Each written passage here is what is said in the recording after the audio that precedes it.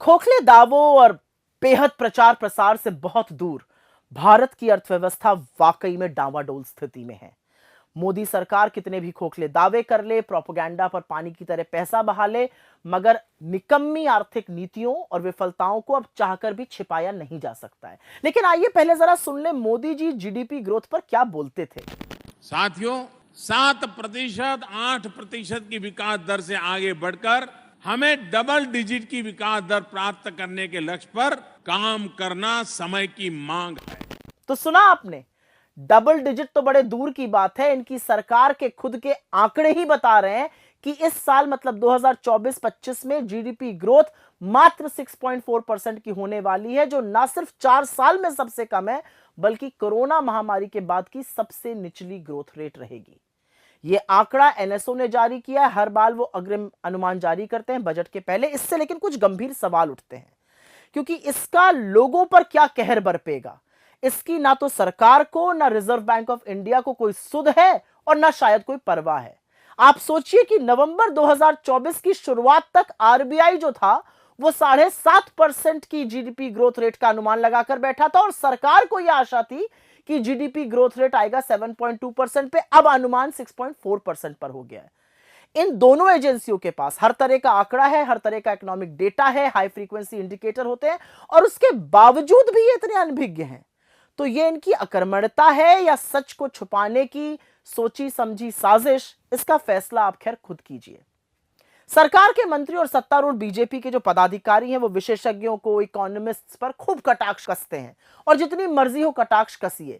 लेकिन असलियत यह है कि इस सरकार ने देश के लोगों को कम ग्रोथ और कमर तोड़ महंगाई से जूझने को मजबूर किया है। इसका बड़ा कारण यह है कि सरकार आर्थिक तंगी की असलियत को स्वीकारना ही नहीं चाहती। तो जब स्वीकारेंगे नहीं तो समाधान क्या, खाक ढूंढेंगे। और लगातार यह होता जा रहा है, पिछले 10 वर्षों में हमने देखा है। खपत की बात करते हैं, मतलब उपभोग, मतलब कंजम्पशन, जीडीपी का 2/3 हिस्सा है। इसलिए जब इसमें कमी होती है तो चिंताजनक स्थिति बनती है। और ये भी दिखाता है कि मध्यम वर्ग पे और गरीब पर कम ग्रोथ का क्या प्रभाव होता है। डेटा साबित करता है कि लोग आज भोजन और शिक्षा जैसी आवश्यक वस्तुओं पर कम खर्च कर रहे हैं। जो प्राइवेट कंजम्पशन पर खर्च की ग्रोथ होती है वो पिछली तिमाही में 7.4% थी, अब घटकर 6% रह गई है। एफएमसीजी कंपनियां, वही कंपनियां जो साबुन, तेल, शैम्पू वगैरह बनाती हैं, उन्होंने ये बड़ा खुलासा किया है कि अब छोटे छोटे पैकेज की जो मांग है वो ज्यादा हो रही है। तो यह स्पष्ट करता है कि लोगों के पास जरूरी सामान खरीदने के लिए भी उपयुक्त पैसा नहीं है। मैन्युफैक्चरिंग, जहां पर बहुत सारी नौकरियां बन सकती हैं और जहां पर फोकस होना चाहिए सरकार का, पिछले वित्तीय वर्ष में कोई 9% से ज्यादा की ग्रोथ थी, इस बार घटकर 5.3% रह गई है। माइनिंग, जहां पर ग्रोथ 7.1% थी, वो घटकर महज 2.9 पर रह गई है। निर्यात मतलब एक्सपोर्ट, उसमें भी गिरावट जारी है। तो ये सब देखते हुए निवेश मतलब इन्वेस्टमेंट बिल्कुल ठप पड़ा है। इसमें तो कोई आश्चर्य होना ही नहीं चाहिए। यह अलग बात है कि बदले की भावना से काम करने वाली ईडी, सीबीआई, इनकम टैक्स जैसी एजेंसियों के दबाव में भारतीय उद्योग जगत के बड़े बड़े खिलाड़ी भड़े मोदी जी के कसीदे पढ़ें, उनका गुणगान करें, लेकिन पैसा लगाने से तो उन्होंने भी बिल्कुल इनकार कर दिया और इसीलिए इन्वेस्टमेंट हो नहीं रहा है। तो बेरोजगारी, कम आय, आवश्यक वस्तुओं पर जबरदस्त टैक्स और कमर तोड़ महंगाई के कारण लोग आज अपने भविष्य की बचत से खर्च करने को मजबूर हो चुके हैं। जो घरेलू बचत है वो 50 साल के सबसे निचले स्तर पर है। यही नहीं, आज जीवन जीने के लिए लोग जेवर गिरवी रखने को मजबूर हैं, और ऐसा करने वालों की संख्या में 50% की बढ़ोतरी हुई है।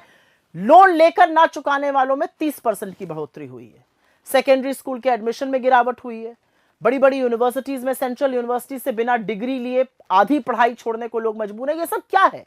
ये आर्थिक बर्बादी के एक के बाद एक प्रमाण है। खैर, सूट बूट की इस सरकार में इनकम टैक्स कॉर्पोरेट टैक्स से कहीं ज्यादा है।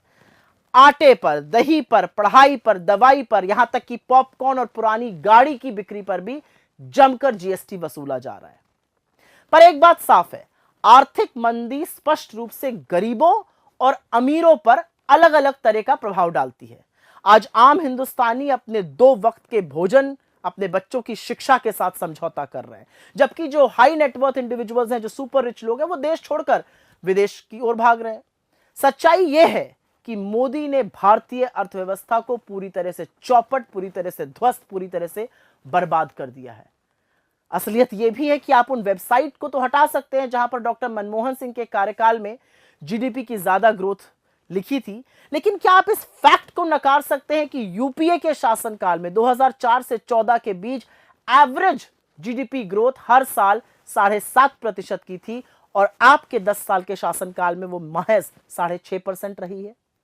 प्रधानमंत्री और उनकी सरकार $5 ट्रिलियन की इकोनॉमी का जाप जपते रहते हैं, ढिंढोरा पीटते रहते हैं। यह अलग बात है कि यह होना 2022 में था और अब शुरू 2025 हो चुका है, लेकिन भारत को उस आंकड़े तक पहुंचने के लिए 9 से 10% एटलीस्ट कम से कम जीडीपी ग्रोथ करनी होगी, तब हम वहां पहुंच पाएंगे। इसके बारे में कोई चर्चा नहीं है। खैर, अर्थव्यवस्था चलाना कोई रॉकेट साइंस तो है नहीं, कोई मुश्किल काम तो है नहीं, लेकिन सरकार को समाधान खोजने से पहले समस्या को तो स्वीकारना होगा। सीना ठोकना, प्रोपेगेंडा फैलाने में आप अंधभक्तों की तालियां बटोर सकते हैं, आप चरण चुंबक मीडिया की ओर से अहम मुद्दों पर सुई टपक सन्नाटा आपको मिल सकता है, मगर इससे अर्थव्यवस्था की सच्चाई नहीं बदलेगी और इसकी कीमत तो हमारा देश चुका रहा है। आने वाले केंद्रीय बजट में वैसे सरकार के पास एक मौका है कि कंजम्पशन, इन्वेस्टमेंट, उपभोग, निवेश दोनों पर ध्यान दें और उसको बढ़ाया जाए। मगर क्या सरकार अर्थव्यवस्था को सुधार कर देश को प्रगति की ओर ले जाएगी या पूरे देश में खुदाई करा करा के मुद्दों से भटकाती रहेगी?